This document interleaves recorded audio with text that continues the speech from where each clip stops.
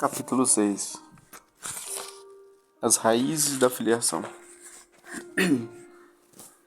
A constante tentação do seu ministério seria a de cumprir sua missão de modo contrário ao propósito de Deus. Ele poderia começar com uma demonstração flamejante de poder, transformando pedras em pão, e terminar com uma exibição sensacional de poder, descendo da cruz para vingar os inimigos de Deus. O fascínio pelo aumento da segurança e prazer e poder é o caminho mundano de Satanás. Jesus rejeitou isso totalmente. Na loucura final do amor, Jesus aceita livremente a morte de cruz. E é o último ato de confiança. O ápice de uma vida vivida com Deus. Jesus sabe quem Ele é.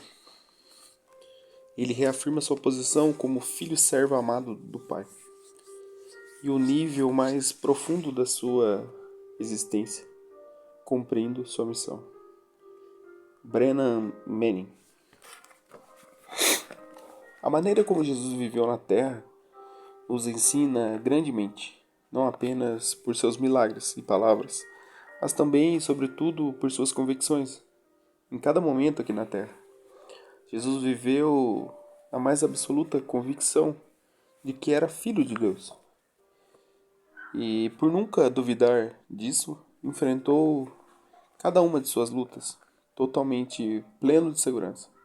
A cada questionamento, incredulidade, tentação ou injustiça dos homens, ele sempre esteve seguro quanto ao seu lugar de filho de Deus. E ele nos mostra exatamente como podemos ser assim. Quando a filiação passa a ser mais que um entendimento teórico, quando entendemos de fato quem somos nele, nossa postura diante do mundo é transformada. Quem é filho não aceita qualquer intimidação, por mais que a situação lhe seja contrária, porque sabe, com toda certeza, que o Pai lhe dará segurança. Poderemos traduzir essa convicção que vem da filiação com a palavra confiança. A filiação saudável sempre revela por atitude de confiança em todos os estágios da vida de um indivíduo e certamente em nossa vida espiritual. Uma das escolhas mais importantes e poderosas que aprendemos a fazer com os filhos é confiar. A desconfiança, porém, é um sinal característico de um coração órfão. A segurança da afirmação.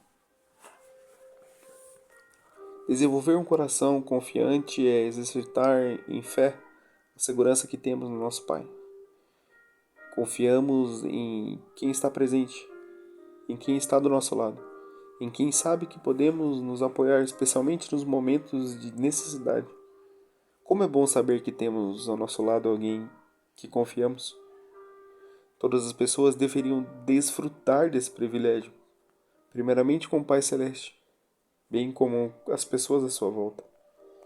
Existem alguns momentos chaves em que relacionamentos de confiança é construído e que nossa filiação é firmada e nossa segurança é apresentada a nós.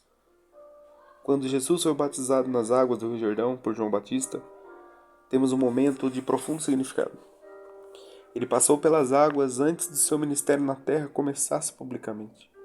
Para entendermos um dos aspectos principais do momento, precisamos entender a revelação do Deus Trino, o Filho encarnado passando pelas águas, o Pai Celeste participando e afirmando seu amor por ele, e o Espírito Santo revelando-se ali. O Pai estava presente, como que testemunhando também, aos olhos das pessoas, o início daquele caminhar do Filho, que o levaria a ser o grande Salvador da humanidade. Assim foi Jesus batizado, saiu da água, naquele momento os céus se abriram e ele viu o Espírito de Deus descendo como uma pomba e pausando sobre ele. Então uma voz do céu disse: "Esse é meu Filho amado, em quem eu me agrado." Mateus 6, do 16 e 17. Naquele momento único em toda a história, as palavras preferidas pelo Pai trouxeram a Jesus grande segurança, porque revelaram diante de todos a sua paternidade. Aquela palavra de afirmação determinaram toda a segurança que sustentaria Jesus, que logo após seu batismo é levado ao deserto para ser tentado por Satanás. O batismo de Jesus, bem como a unção derramada sobre ele por meio dessas palavras, veio confirmar seu chamado e trazer a capacitação devida ao seu ministério. E nessa segurança ele estava pronto para viver todos os imensos desafios à sua frente. Da mesma maneira, o Pai trazendo a palavra de afirmação sobre a vida, precisamos valorizá-las e recebê-las em fé, tecê-las em nosso coração e entendimento, para que elas sejam matéria-prima para nossa confiança nele. Deserto, fortalecimento e preparo. Logo após o batismo nas águas do Jordão, Jesus foi conduzido pelo Espírito de Deus para uma temporada de 40 dias no deserto. Tão certo quanto temos os momentos de afirmação, teremos os momentos de desertos e de provações. Desertos são partes da experiência para todos nós. Então são realmente temporadas importantes para todo cristão. É nele que seremos provados para a aprovação, assim como Jesus foi. Mais do que dores e limitações, o deserto é um tempo em que todas as nossas dúvidas são levadas às superfícies e confrontadas. É onde a nossa confiança se mostra firme como uma rocha ou instável como uma areia. Precisamos entender que todos nós passaremos por experiências de estarmos em deserto, mas nem todos decidem sair de lá. Podemos nos submeter à intimidação e ao medo de avançar. Lembre-se de que deserto são tempos em que nossas convicções são testadas. Portanto, a ação de Satanás é focada em manipular, envenenar, desvirtuar nossos entendimentos de modo a trazer paralisação, assim como fez lá no Éden, ao tentar colocar em xeque o que Deus tinha dito. Veja o que o tentador foi a Jesus trazendo o questionamento à sua maior convicção. Se você é filho, essa era a sua premissa. Então, Jesus foi levado pelo Espírito ao deserto para ser tentado pelo diabo. Depois de jejuar por 40 dias e 40 noites, ele teve fome. O tentador aproximou-se dele e disse: Se você é o Filho de Deus, mande que essas pedras se transformem em pães. E Jesus respondeu: Está escrito que nem só de pão viverá, mas toda a palavra que procede da boca de Deus. Então o diabo levou a cidade santa, colocou no ponto mais alto. Ele disse: Se você é filho de Deus, se jogue daqui para baixo, pois está escrito: Ele dará ordem a seus anjos a seu respeito. Com as suas mãos o segurarão, para que você não tropece em alguma pedra. Jesus lhe respondeu: Também está escrito: Não põe à prova o Senhor seu Deus. Depois o diabo o levou a um monte muito alto e mostrou-lhe todo o reino do mundo e o seu esplendor. E lhe disse: Tudo isso eu lhe darei, se você se prostrar e me adorar. Jesus lhe disse: Retire-se, Satanás, pois está escrito: Adora ao Senhor seu Deus e só a Ele preste culto. Então o diabo deixou e os anjos vieram e o serviram. Em Mateus 4, do 1 ao 11. Ao ler esse trecho das Escrituras, vemos como Jesus respondeu a partir de sua profunda convicção como Filho de Deus, as quais prerrogativas que a sua palavra lhe dava por causa desse fato. Se como Jesus nos posicionarmos na segurança de que de fato somos, podemos atravessar desertos que temos à frente, mas ainda podemos tirar proveitos deles, porque sairemos preparados para todo o restante do viver, assim como foi com Jesus. Podemos pensar em 3 fatores importantes que nos permitem avançar no deserto da vida. 3 atitudes que Jesus demonstrou pela confiança que tinha no seu Pai. O primeiro deles é a dependência de Deus. Jesus estava com fome quando lhe foi dada a sugestão para transformar pedras em pães. Sua resposta, porém, foi: Nem só de pão viverá o homem, mas de toda a palavra que procede da boca de Deus. Mateus 4:4. Deserto tem sua maneira de mostrar o quanto você é dependente. Muitas vezes nossos recursos e certezas são retirados de nós e nos forçados a ver o que realmente nos dá apoio e segurança. Os desertos ensinam claramente para nós que podemos depender completamente de Deus. O segundo fator que nos leva a atravessar o deserto é a confiança em Deus. Isso ainda é mais profundo do que dependência, porque fala de uma segurança da alma, certeza sobre o coração do Pai em relação a nós. Quando o diabo sugere a Jesus que se jogue do alto do templo para que os anjos o resgatassem, a resposta foi: não põe à prova o Senhor Deus. Mateus 4:7. Jesus sabia que o Pai estava ali, sempre presente. Portanto, ele não precisava duvidar do seu cuidado. Ele tinha confiança suficiente para permanecer com o coração submisso ao que o Pai tinha para ele naquele momento. Em terceiro lugar, vemos que Jesus demonstrou devoção e adoração a Deus. A terceira fala de Satanás é abertamente contrária ao Pai, uma afronta escancarada do órfão e que deseja adoração para si mesmo. Mas ao reafirmar as palavras de Deuteronômio 6,13, temam ao Senhor, o seu Deus, e só a Ele prestam culto. Jesus evidencia que quando colocamos algo ou alguém no lugar que pertence somente a Deus é feita tão somente à vontade do diabo. O propósito de Satanás era que Jesus, para nós também, a referência de vida se tornasse aquilo que é visível aos olhos, não a confiança no Pai. Esse é o cerne da idolatria. Ao fazer com que as pessoas coloquem sua segurança, confiança, devoção em qualquer outra coisa, elas ficam cegas por esses falsos ídolos e se tornam impedidas de ver os reais propósitos de Deus para suas vidas. Elas passam a dar numa existência menor, mesquinha e egoísta, levando invariavelmente a grandes desgraças. A tentação para a desconexão. Existem implicações importantes quanto a essa questão.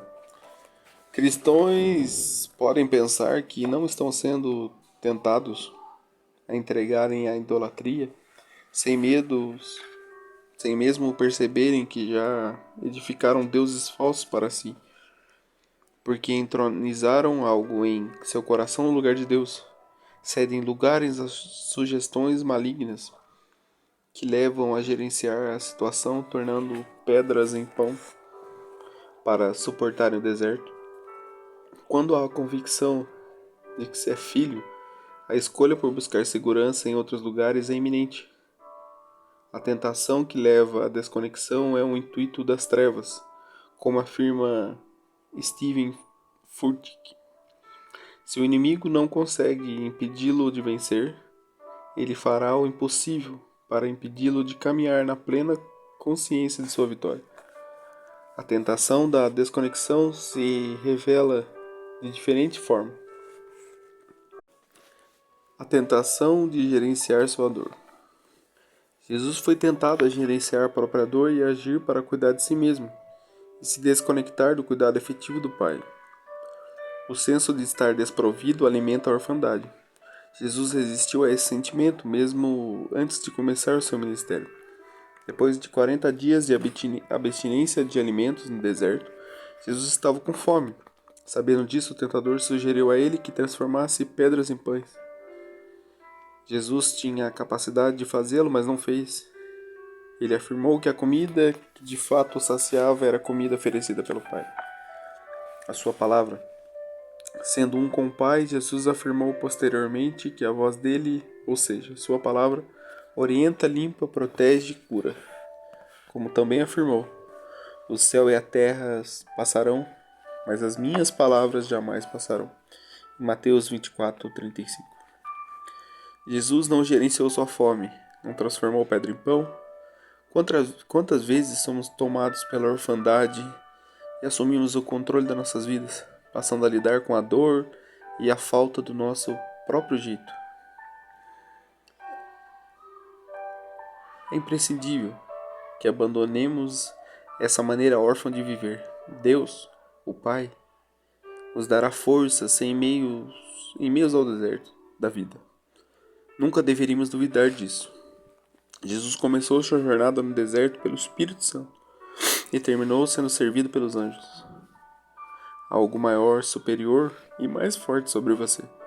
Não ceda aos atalhos, aos truques, à manipulação, aos jeitinhos. Só dará certo se for do jeito do Pai. Fique firme. Pergunte a si mesmo: tenho tentado aliviar minha dor por conta própria? Tenho me entregado à tristeza? Tenho ficado sem dormir? Tenho brigado com minha família? Tenho tentado gerenciar o meu sofrimento? A despeito de todo o sofrimento que haveria de passar, Jesus foi obediente até o fim. O autor de Hebreus afirma: embora sendo filho, ele aprendeu a obedecer por meio daquilo que sofreu. Uma vez aperfeiçoado, tornou-se a fonte de eterna salvação para todos os que lhe obedecem. Hebreus 4, do 8 ao 9.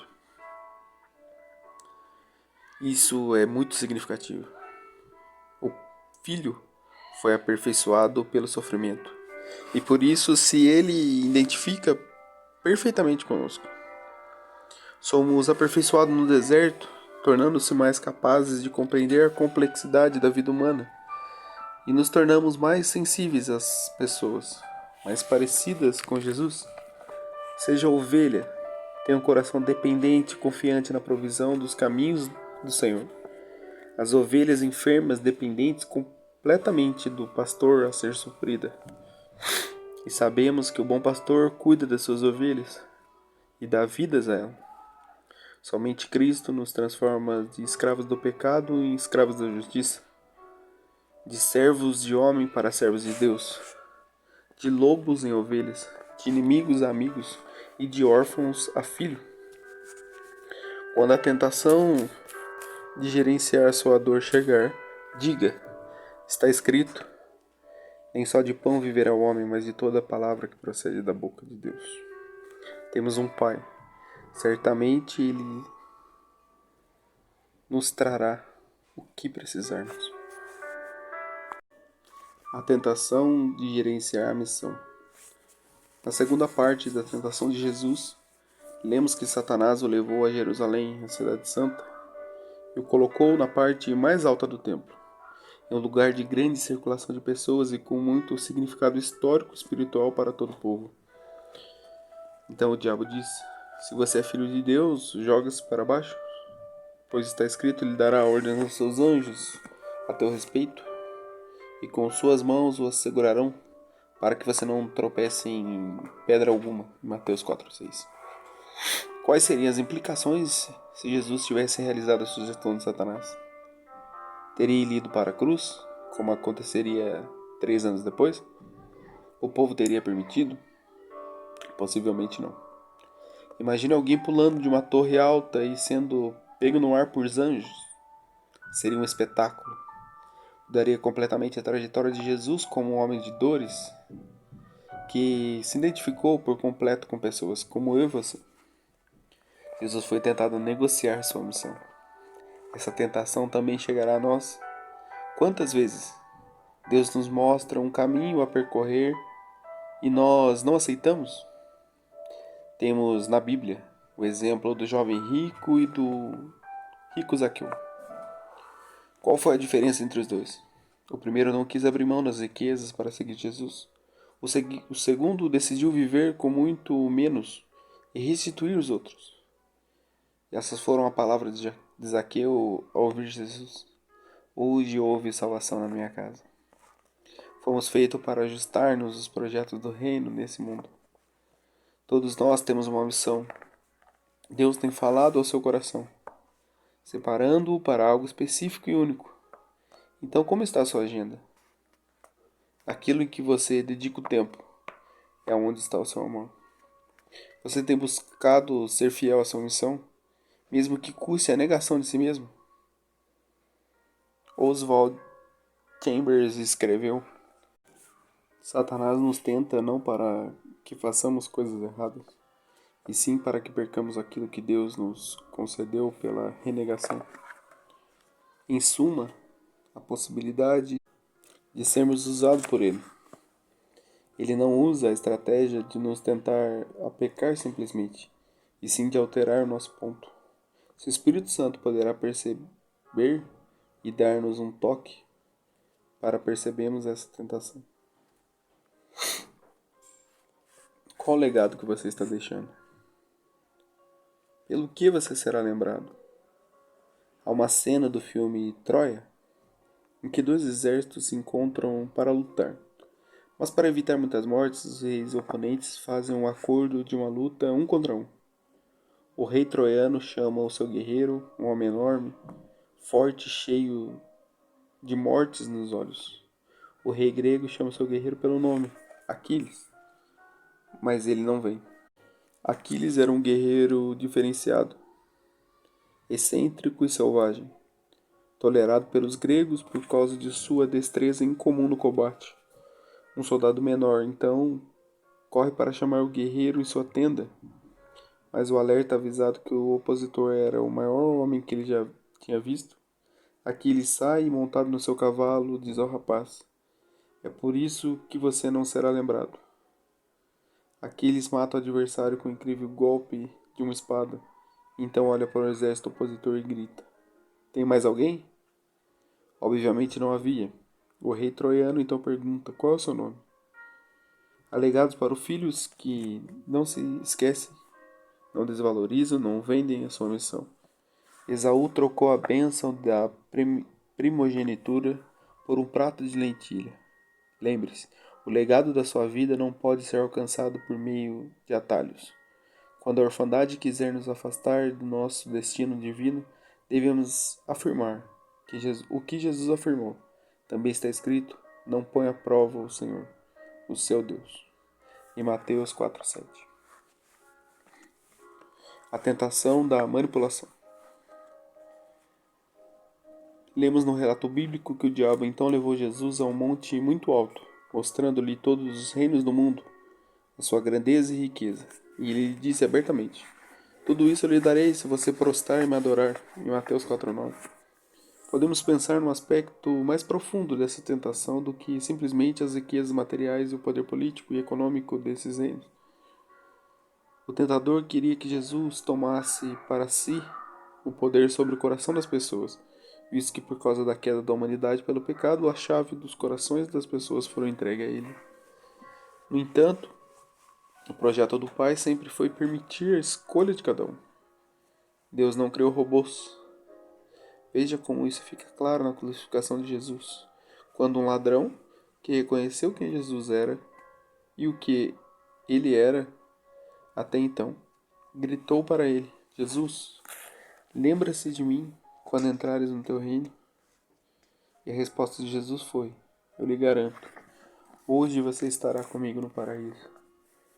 Em Lucas 23. O outro ladrão, ao seu lado, também poderia ter feito a mesma escolha, mas não fez. Satanás controla, manipula e oprime. Este é o modo dele operar, e é o modo que ele quer imprimir sobre nós. O mundo, por outro lado, nos ensinou que o trato com as pessoas deve envolver amor, liberdade e influência. E é extremamente importante que não cedemos à sugestão de orfandade de manipularmos os outros. Manipular pessoas é algo muito antigo, mas tem sofrido sofisticações em nossa época. Há pessoas que, para se sentirem aceitas e amadas, se automutilam emocionalmente e até fisicamente. A gente morrendo por causa de selfies e caindo de prédios, literalmente, na tentativa de ganhar mais seguidores.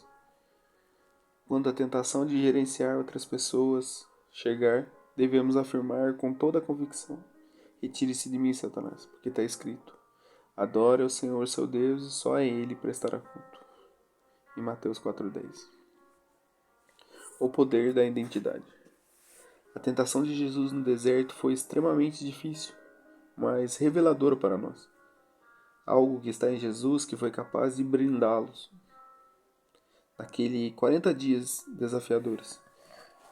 Devemos nos lembrar de que Jesus seguiu para o deserto apenas depois do seu batismo, um momento em que ele foi incluído nos propósitos do reino para ele, ou seja, foi efetivamente posicionado no movimento do Pai na terra. Ali ele foi repleto do Espírito Santo e com os céus abertos ouviu a voz do Pai afirmando: "Esse é meu Filho amado em quem me agrado." Nossa identidade enquanto filhos nos protegerá das tentações de cedermos à orfandade. Quanto mais estivermos imersos na nossa filiação, mais capacitados estaremos para vencer o dia mau. Expressão que Paulo usa em Efésios 6,13, ao ensinar sobre a realidade do enfrentamento das trevas espirituais. Todos os dias antes de sairmos de casa devemos ouvir algo que nunca cessou de ser dito sobre nós. Você é um filho amado